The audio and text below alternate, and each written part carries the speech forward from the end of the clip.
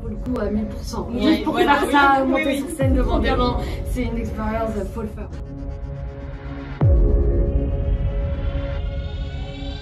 Moi, je trouve aussi que c'est une expérience magique. Il y a beaucoup de liberté et c'est une expérience à vivre qui est vraiment unique. Ça s'adresse à toutes les personnes qui souhaitent travailler leur confiance en eux, travailler leur fierté, travailler la relation à soi. C'est très important. Et la relation à l'autre.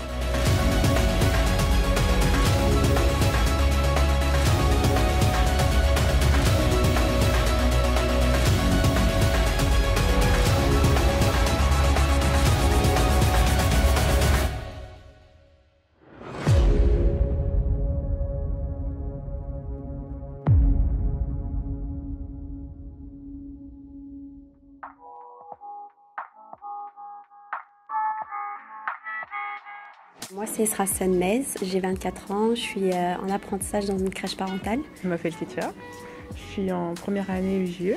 Charlotte Saint-Joannet, je suis en 3e année d'éducatrice de jeunes enfants à l'EPSS. Je m'appelle Déborah Ankawa et je suis en 2e année de formation d'éducatrice de jeunes enfants. Adrienne Laura Libert, je fais déjà une étude d'éducatrice. Je m'appelle Ondine, je suis apprentie en première année en tant que JE à l'EPSS.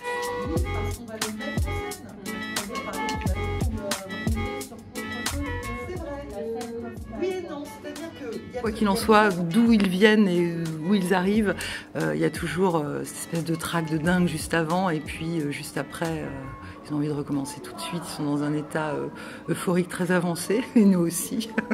C'est communicatif. J'imagine quand même des lumières très colorées, tu vois, on va essayer d'avoir quelque chose de très joyeux, de très enfantin, quoi. De voir le plaisir qui est pris aussi par nos étudiants qu'on accompagne et le résultat final avec du travail, mais une motivation. Enfin, je trouve que ça représente un peu de travail, mais pas tant que ça par rapport aux bénéfices que ça va avoir pour elles. Et donc, bah oui, on est heureux pour elles et puis quelque part un peu fiers de les avoir accompagnées dans cette aventure. Chaque projet, c'est un peu l'ardoise magique, quoi. On repart à zéro et c'est comme si c'était la première fois. Donc c'est ça qui est chouette. Et puis bah là, oui, c'est écrire avec eux, c'est les aider à trouver la bonne idée, puis après les mettre en scène. Le partage, construction, Plaisir. Bonne humeur et apprendre. découverte. génial. C'est une aventure qu'on peut vivre qu'une fois et qui nous apporte tellement en nous que du coup je trouve ça génial.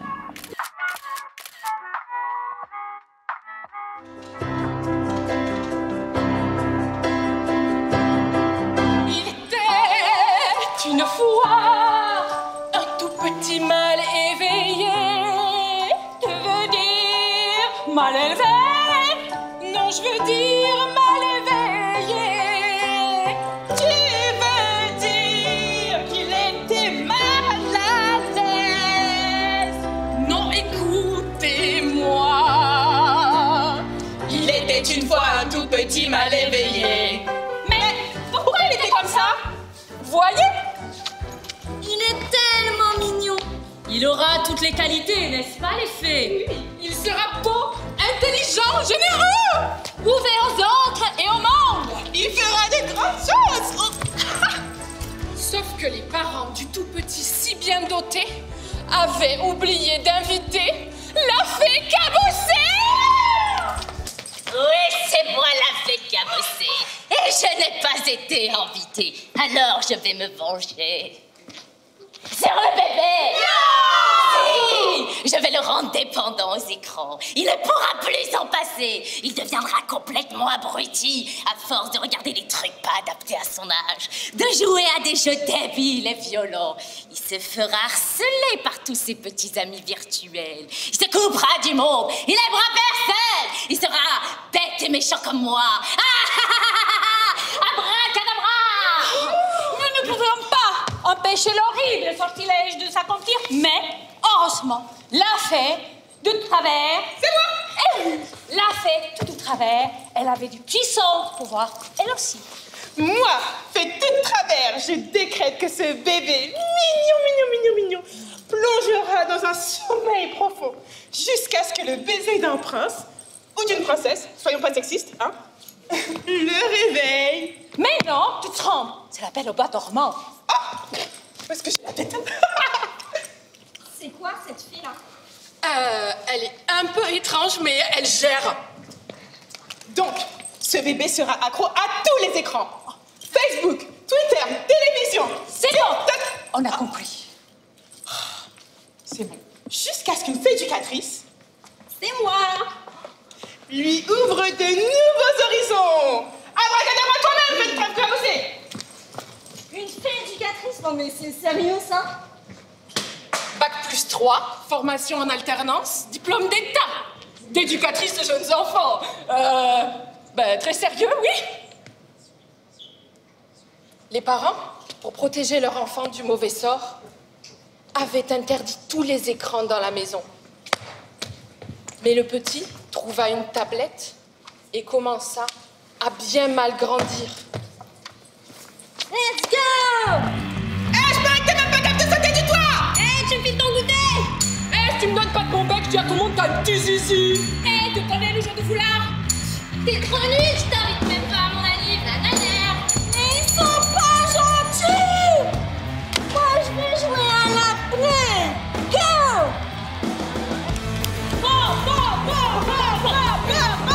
Je vais tuer sa traite! C'est ce qu'on va voir. Tiens, prends ça dans ta face. Mais il est trop nul, c'est pas moi. Si c'est comme ça, et ben je vais regarder la télé. Go! Non, maman, je ne sais plus faire ça. Mais j'en ai marre de tout. Tout est mieux. Et ben si c'est comme ça, moi, j'ai plus qu'à mourir.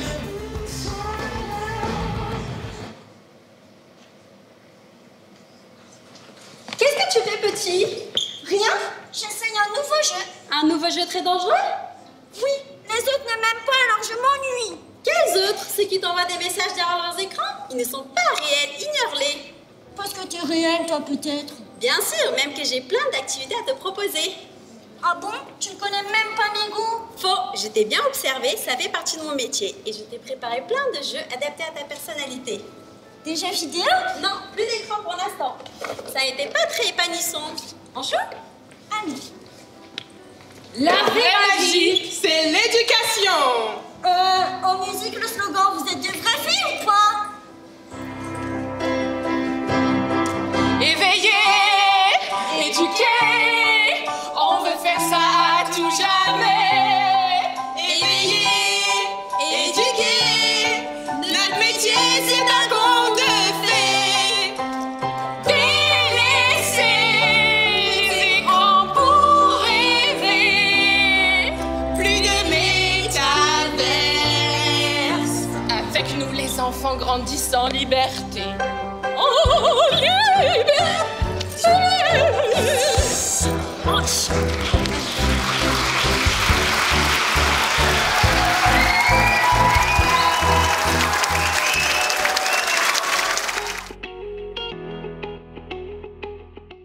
Je m'appelle Sylvain Berry et je suis éducateur spécialisé en prévention spécialisée. Je m'appelle Marie Pondard, j'ai 23 ans et je suis étudiante à l'EPSS. Moi c'est Benjamin Dupont, j'ai 22 ans et je suis travailleur social. Camille Arrigue-Pasquier, je suis apprenti donc éducateur spécialisé.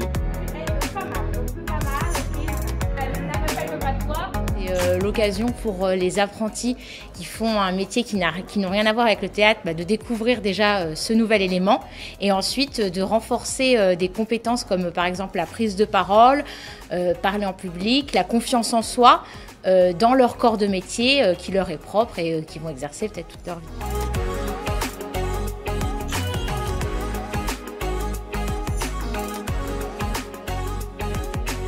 Prendre un peu plus confiance en moi, aussi partager une expérience. Peut-être un peu plus de confiance, un peu plus d'aisance dans la prise de parole en public. C'est toujours un bonus en plus de faire une activité extrascolaire, de ne pas rester cloisonné dans le scolaire pur. Et le théâtre, pour moi, c'est une activité parfaite de loisir. Une autre vision du théâtre, autre chose. parce qu'apprentissage, c'est vraiment quelque chose de spécifique. C'est des mini-scénettes de 3 minutes devant un public assez conséquent. Et je pense que c'est apporter autre chose que du théâtre dit classique.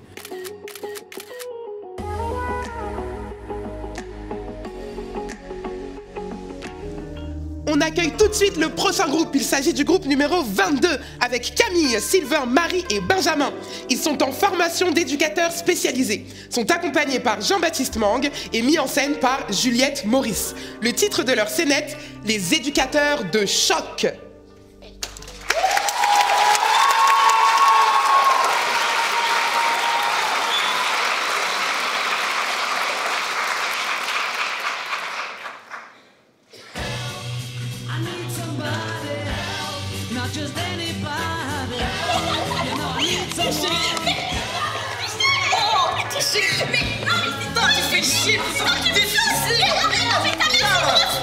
Éducateur spécialisé, c'est accompagner les jeunes et les adultes en difficulté. Être là pour eux au quotidien, dans les structures et dans la rue. Super.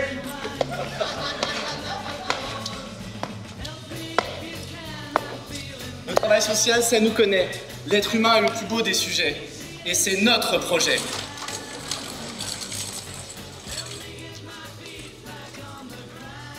Les situations complexes et difficiles ne nous font pas peur car nous sommes des éducateurs.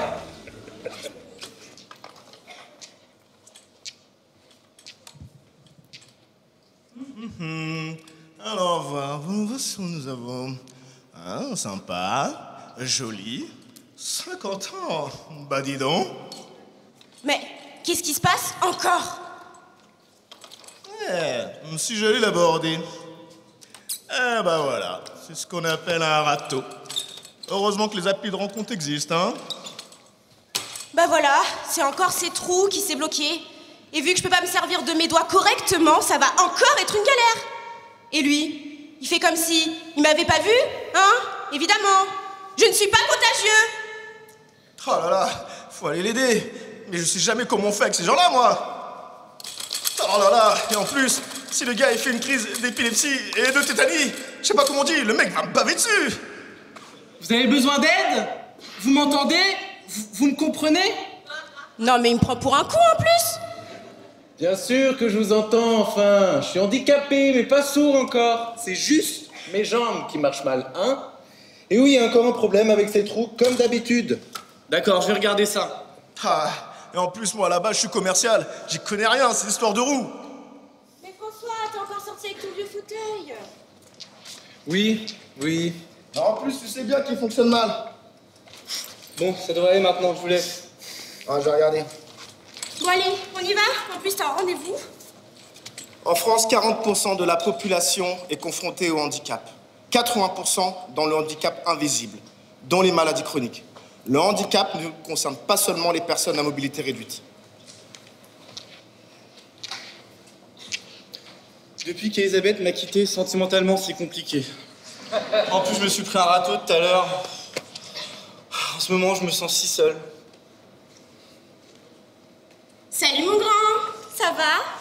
Madame, bonjour, vous... Fais pas ton timide. Avec moi, c'est 50 €. 45? Non, c'est 50 € rien. J'ai pas d'argent sur moi. Bah va au distributeur, c'est pas compliqué. Attendez-moi, j'arrive tout de suite. Bonsoir. Bonsoir. Salut Cathy. Vous voulez quelque chose? Un petit café? Une collation? Un petit café, je veux bien. Comment ça va ce soir? Ça va. J'attends un client qui doit revenir. Il avait pas d'argent sur lui, comme d'habitude. On verra bien s'il revient. Voilà, j'ai trouvé. Bah Arnaud, qu'est-ce que tu fais là? Éducateur spécialisé, vous accompagner sans préjugés, c'est notre métier.